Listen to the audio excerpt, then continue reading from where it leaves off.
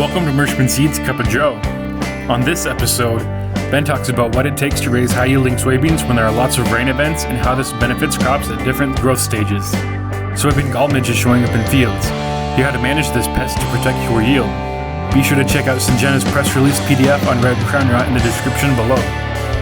Hi, this is Joe Mershman. Welcome to Mershman Seeds Cup of Joe. Today we have Ben, Lynn, and Turk. And Ben, I'll let you lead the discussion on what's on your mind this week. Yeah, so we've gotten some nice rains this past week, some very timely rains for soybeans here locally in southeast Iowa, and a big portion of our footprint has caught in some rain.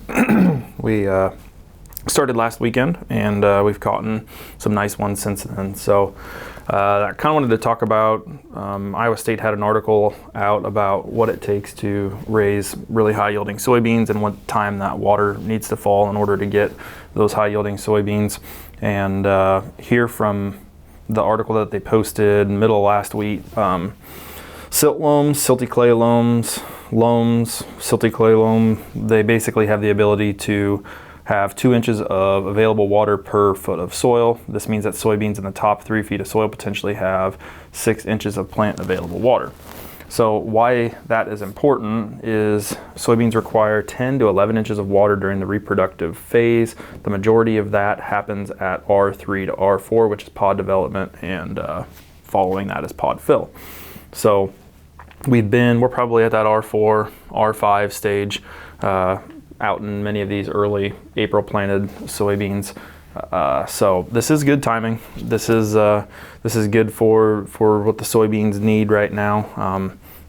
Obviously, we're out there scouting. We're continuing to scout to make sure that we don't have frog eye set in. I've seen some pictures this past week of downy mildew that is showing up, which shows up like little itty bitty yellow specks that will continue to grow. And if you flip the leaf upside down, you can see little white fungal masses on the bottom side of the leaves. So there's a little bit of disease showing up with the rain that we're getting, but it's not extremely detrimental at this point. You just got to keep scouting, make sure there's not insects out there that are clipping pods. So things look really, really positive from a soybean standpoint. Yeah, it used to be farmers used to say, well, we got $1 million rain. Now the farmers say we got $1 billion rain. So it's inflation, I guess. But bottom line is we needed the rain and we got it. And I know I'm thanking the big man upstairs for that, because our seed production is very critical to have rain at the right time, and of course yield for the farmers. So we're a lot of smiles. Now we just hope we don't get too much rain and turn into a disease year, and so we'll keep our eyes peeled on that. Absolutely. And I don't think I've had some questions. Lynn, do you think this is too late for rain on where we're at with the corn? No, I don't think so. I think, as we've discussed before, that we want to protect that all the way to definitely R5. So as we're looking around the countryside, we're getting very, very close to that. So anything that we have that can help get, boron, zinc, we're looking at some of the other micros that are helping in the fruiting and in the fill process for all these plants. Most of them require water to get into the plant, so we're able to get that. Where in some years where we're dry, maybe we don't get that into a plant available form and into it. So I think any rain right now to get the micronutrients into the plant and get it to the fruiting bodies or the kernel fill or pod fill, we're sitting in a really good spot. Yeah, I would say that we're probably at pre-dent, or right at what they would call pre-dent. I think dent has to be 90% of the kernels on the plant and have to be dented out, and I don't think I've seen anything quite that mature yet. And 50% of ear fill happens after dent, or 50%, let's put it this way, 50% of grain weight happens after dent stage. Yep. So you couldn't ask for a better fill period, in my opinion, when we have these cooler nights, cooler high time or daytime highs. I think we're setting up for very good ability to pack some heavy test weight, high yielding corn right now. So and on the soybean side, all this heat that we had prior is, soybeans love heat. So a little bit of stress early is good for soybeans. So it seems like it adds to yield. So keep our fingers crossed. I know last year we were pretty happy with the yields. Hopefully this year too. Right. So one of the other things that I had here, the Soybean Gall Midge.org had an update. I think Iowa State sent this one out, but this is from the North Central Soybean Research Program, and we have 4 new counties in the state of Iowa and 2 new counties in northeast Kansas that have identified soybean gall midge. So, Ben, for those that don't know what the gall midge is, would you tell us a little bit about that insect? Yep, so the soybean gall midge is, in its adult stage, is an itty-bitty little fly. That soybean fly emerges, I'm going to struggle here because I don't have the dates exactly sitting in front of me, but the fly shows up in late spring, early summer. It lays eggs in the ground, and then the larvae hatch, typically on the edges of soybean fields. And this little larva will burrow into a soybean stem, and they will eat the center pith out of the soybean and cause lodging. It's kind of like Deck East stem borer, what we've talked about on Cup of Joe before, and we've talked about the gall midge before as well. But they will burrow in to the soybean stem and basically start eating they eat the pith out, which is killing the soybean's ability to fill. It's kind of like the corn borer version for soybeans. So it's once it gets inside that plant, what are your options? They're really hard to kill. So there's 2 different options basically. You can spray like a pyrethroid that would kill the adult flies, but the adult flies have such a long egg laying period. A bug bomb isn't the best way to go kill these adult flies. So I pulled this from one of Ag PhD's seminars where they were talking about soybeans, and in 2020, I believe, so you can't quote me on this, they actually had really good luck with Thimet, which is a really old insecticide from AMVAC. They had their timing right when they applied their Thimet around the edges of the soybean fields, and the timing hit, the rainfall hit correctly, and they actually killed the hatching larvae really, really well.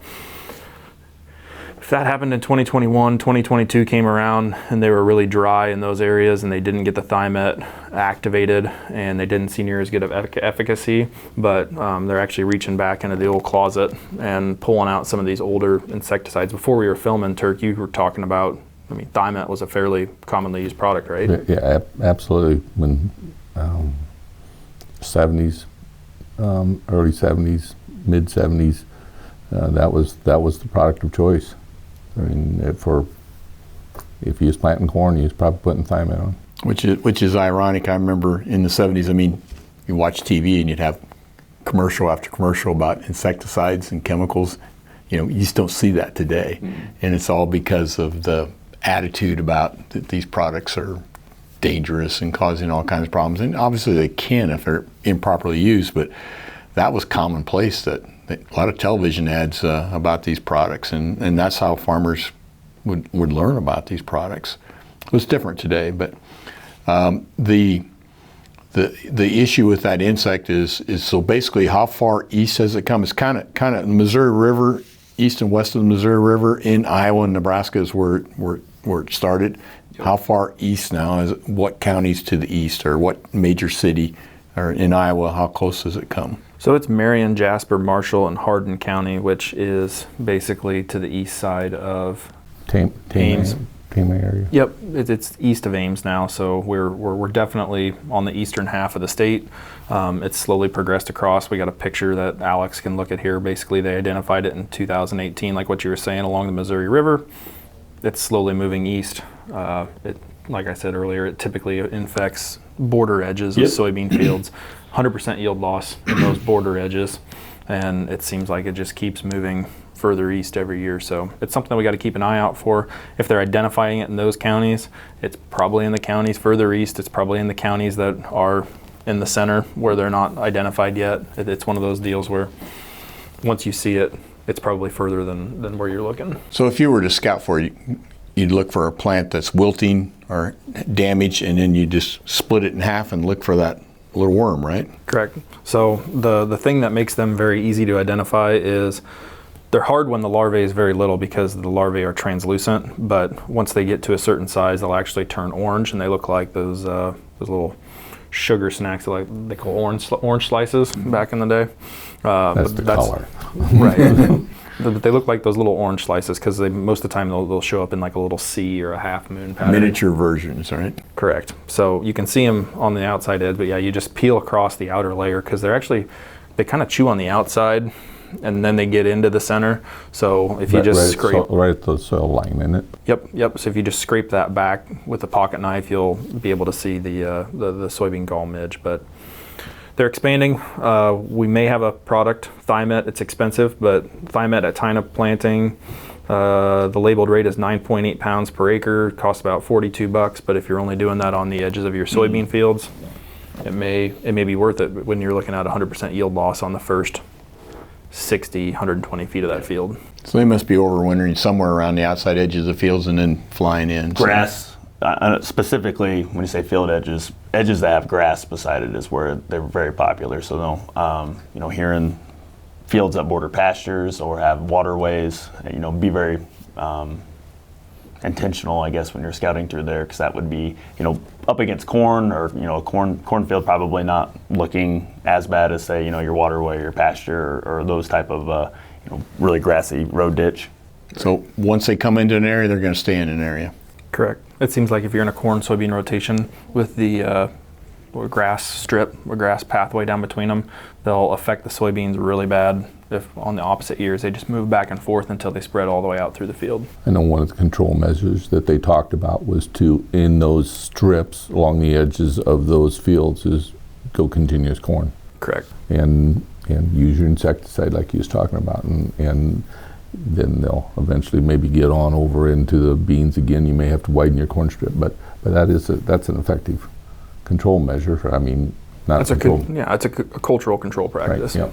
Another one is to watch your tillage tools when you're into these areas, that you're not inadvertently picking something up and carrying it to the next bean field from point A to point B. So just be cognizant of that. That's why it's important to see it on the front end, so that way you can do some cultural practices to make sure you're mitigating, not self-inflicting the spread. Correct. So that's a fun one. Hausfeld's talked about that for the past couple of years because out western Iowa, it's something that they fight every year And now. in Nebraska. Correct. So the other thing that I had is Syngenta put out a nice press release on what they can do for soybean crown rot. We talked about it last week, but they had some nice visuals in here, and we'll definitely link this for anybody that wants to take a look at it. But basically, literature confirmed that red crown rots in Alabama, Arkansas, Georgia, Illinois, Louisiana, Mississippi, Missouri, North Carolina, South Carolina, Texas, and Virginia. So that's the scope of where red crown rot exists. It's relatively a new disease for the Midwest. It's not considered a major disease yet, but the first report was in September of 2008 in Pittsfield, Illinois, between Jacksonville and Quincy. So that's pretty close to where we are here. Yep, it looks like sudden death, so you can easily confuse it. So you gotta pay attention. 20 to 25% yield loss in affected areas is what's common, but 40 to 50 can be seen. So. And we've seen that. That's that high. And in Southern Illinois. And Saltrel has some protection. It's on the label. Correct. Is Saltrel the only one that has label protection on it right now? I believe that's correct. So, had a nice little article there from Syngenta for our viewers to read if they want to dive into that just a little bit deeper. Yeah. So right now, the only effective way to manage it is Saltrel. Is that correct? That we know of? Yes, but Saltrel isn't as effective against red crown rot, like we talked about last week, as it is against sudden death. So yeah, it's a Band-Aid. It helps, but doesn't actually knock it out. Some suppression. Yeah. Correct. It's better than kick in the butt, you might say. Huh? That's absolutely correct. So those are the things that I'm thinking about this week. I had one of the local farmers, Craig Blint, say, Ben, Joe, can't you come up with something positive once in a while instead of all this negative stuff? And I said, we're going against Mother Nature, so it's tough. There's always somebody out there that wants a piece of your action, and so we're just trying to keep you on the lookout, be informed so you can get ahead of it. So hey, rain makes grain. That's right. There we go. So anything else? Turk, you got anything for us? Crop report, comes out Friday, and it's going to be one of them deals that reports taken the 1st of August, or the last week of July and first week of August. And so the fact that we've had rain here this last week, it's probably not going to reflect the true numbers that we're going to end up with. And so I think whatever the report says, it's probably the trade's going to discount it because of what they believe that has happened since then, and has actually improved crop prospects considerably from what that time period that they were talking. So it'll be very interesting to see how it all plays out. But it's an opportunity. If we do get a rally here, it's an opportunity to get some protection, price protection on for those bushels that you have to get rid of at harvest, for sure. Well, the only thing I noticed this week was I read an article about what's going on in China, and they have deflation going on right now. They have worldwide demand is really starting to slow for some of their products, and then also internally in China, their demand. So this is kind of a different environment that we have. So I know that a lot of our products are in some ways tech materials come from China, and we're hearing about chemical prices starting to slide in many areas. And then I talked to my brother Henry, and fertilizer, ammonia, and a lot of products are way down. So the economics have kind of shifted on inputs. I know this year we're going to be lower priced on our soybean seed. We announced our pricing last week. So despite all the rhetoric that you're hearing from inflation and all this stuff, but agriculture, the commodity prices, things kind of line up with commodity prices. They've come down, so a lot of the inputs are coming down. So it's going to put for the potential for farmers still to have another profitable year next year. I think that there's going to be opportunities to make money. So that's positive on the agriculture side. But Peter Zion, the guy we follow on things with China, he said, I know the political side of this thing is really saying China, China, China, but the reality of it is with their one person or one child family that they had, they're kind of in trouble. And I think some of this is being a little overblown a little bit, that our concentration to worry about China. I mean, we need them to have some extra people because they're one of our farmers' best customers. So we'll see how this all plays out. But I know in agriculture today, you can't just watch outside your window. You've got to look across the oceans. You got to look at the world demand.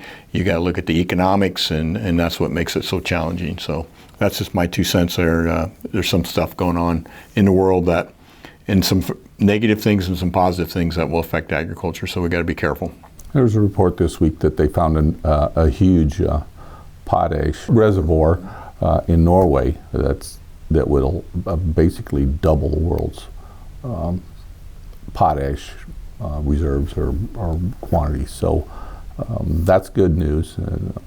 I heard an analyst say this week that our prices are down about 10%, but our crop inputs are down 40 to 50% right now. So, even though we have some lower prices, we should have lower production costs as well next year. And I don't know about you, but writing those big checks is not fun, So maybe things are getting back to pre-COVID conditions again. So I'm very optimistic about 24 for the American farmer. Very optimistic. Mm-hmm.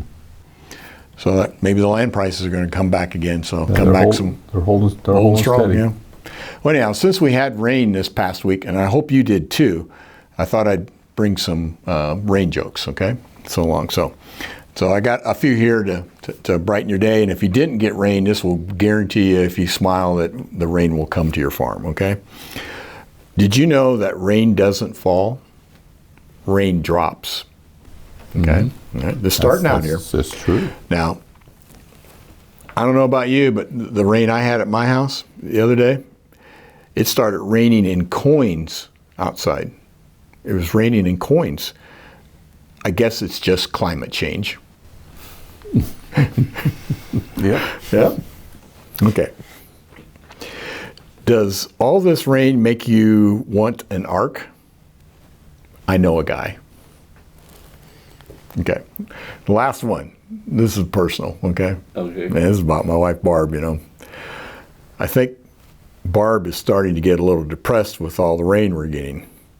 Every day I see her at the window with a sad look on her face. If it gets any worse, I might have to let her back inside. No, Joe. I'm going to be in trouble tonight. I don't believe I said that. She has a good sense of humor. So anyhow, thanks for watching today. We hope that your farm got rain, and we sincerely appreciate your business. Before you buy any soybean seed, be sure you check with your Merchant seed dealer this year. You're going to like what you see. And again, thank you. See you next week.